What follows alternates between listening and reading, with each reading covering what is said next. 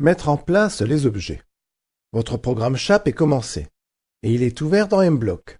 Nous allons régler au démarrage le positionnement de chaque objet. Le démarrage d'un programme se fait en cliquant sur le drapeau vert, ici. Sur le mât, placez le régulateur et au bout des régulateurs, placez l'indicateur rouge en haut et l'indicateur beige en bas si cela n'est pas déjà fait. J'espère que vous avez fait correspondre les petites croix symbolisant les axes de rotation de chaque pièce.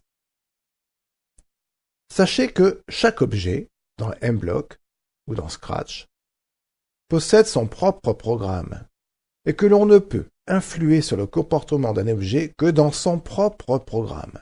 Un seul outil nous permet des échanges entre les objets. Nous verrons cela un peu plus tard. Nous en aurons besoin. Occupons-nous du régulateur.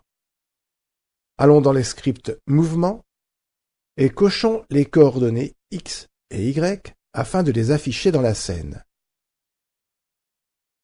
À la souris, déplacez le régulateur et placez la croix blanche centrale sur le centre de rotation du mât. Observez les coordonnées. Elles s'affichent en fonction des déplacements à la souris de l'objet. Ici, nous sommes à peu près à 90 en X et à peu près à 50, 55 en Y.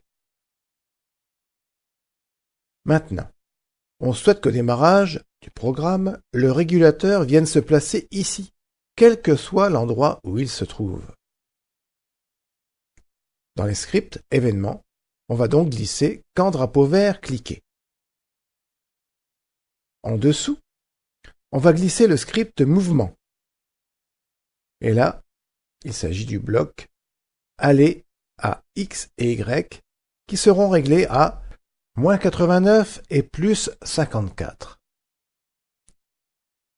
Maintenant, déplaçons le régulateur à la souris et lançons le programme. Hop, aussitôt, le régulateur se met en place.